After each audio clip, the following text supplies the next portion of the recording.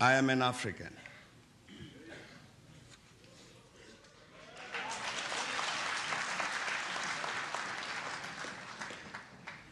My mind and my knowledge of myself is formed by the victories that are the jewels in our African crown. The victories we earned from Isandlwane to Khartoum, as Ethiopians, as the Ashanti of Ghana, as the Berbers of the desert. I owe my being to the hills and the valleys, the mountains and the glades, the rivers, the deserts, the trees, the flowers, the seas, and the ever-changing seasons that define the face of our native land. A human presence among all of these, a feature on the face of our native land just defined, I know that none dare challenge me when I say I am an African.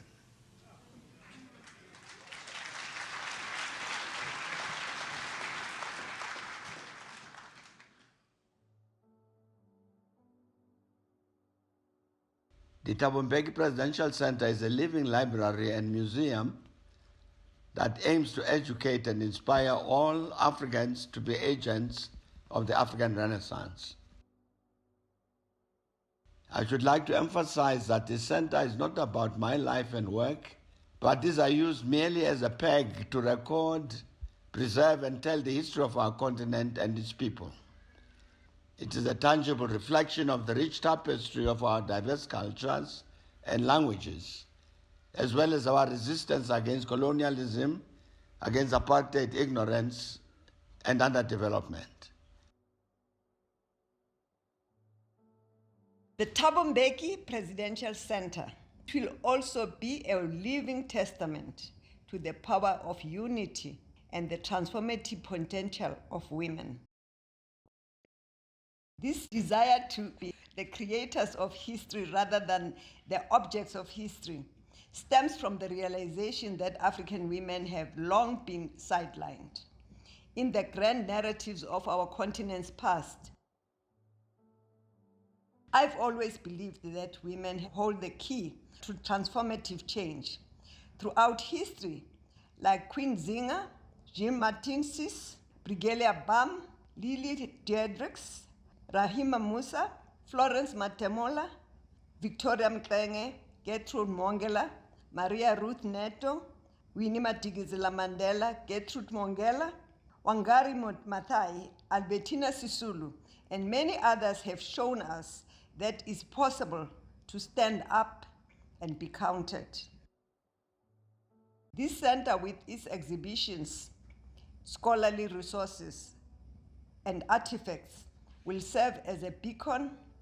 of hope and inspiration for African women, showcasing their resilience, strength, and wisdom. Through the center, we will contribute to empowering women with knowledge and access to resources that will enable them to take control of their own destinies. The center is also envisaged as a place for African scholarship and an interactive space for reflection, an accessible center of knowledge, and a theater for vigorous dialogue to promote the values of Pan-Africanism, including realizing the objective that the people shall govern. This center will provide a platform for them to explore the varied and complex history of our continent and to provide context as to why certain decisions were made about their present.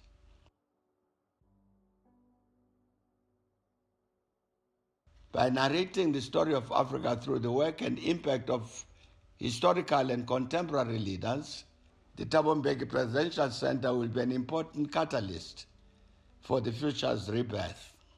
The African Renaissance is a vision which seeks to restore the dignity and sovereignty of the African people. It is a call to us as Africans to take control of our destiny and to work towards the economic, the social, and political development of our continent. The President is very interested in the storage of knowledge and the recultivating of knowledge as a way of making a new resource, a knowledge system that really helps future generations of South Africans understand who they are, but also future generations of Africans understand the history of their continent and its struggles, and then use this as a resource to think about their future. The powerful technology which can be found in almost any village community in South Africa, East Africa or West Africa, with the ability to cultivate seeds and to be able to create communities where the cultivation, storage, replanting and creating foods from the storage allowed for these incredible civilizations to thrive and flourish. The granary structures of these communities became a deep inspiration, and their research into their form and their geometries across the continent is really the driving source of how the form of this building really operates. These extraordinary structures and their ability to defy the environmental issues, to deal with the harshness of the climate, to deal with termites and all the things that feed off this incredible resource, but to create a simple diagram that creates the sustenance that allows these communities to survive. For Ajaya Associates, an extraordinary parallel to what we could make with architecture for this institution that understands the ability to create chambers for these communities to have a sense of belonging and relationship to their history, but to have in future an architecture that is deeply new, but one which is deeply embedded in not just deep time, but immediate time.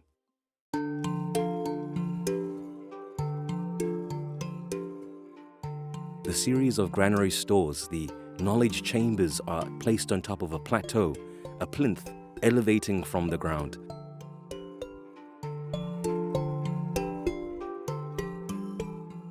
This is inhabited by a network of circulation systems that allows for these chambers to be extraordinary rooms for debate, exhibition, women's workspaces, libraries, and even refreshment and dining and conviviality.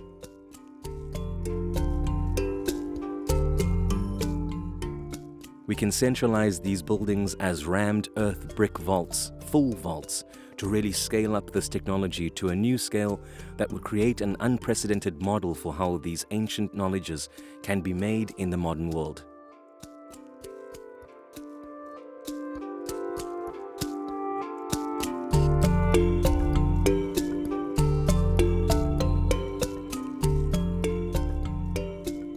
Once this is a new form of architecture that has been present in the idea of the modern city, but one that has deep roots in the memory of the civilization of the communities of the continent.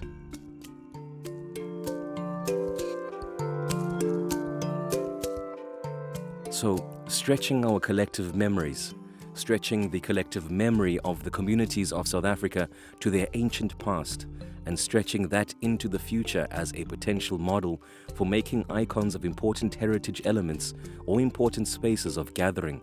and community.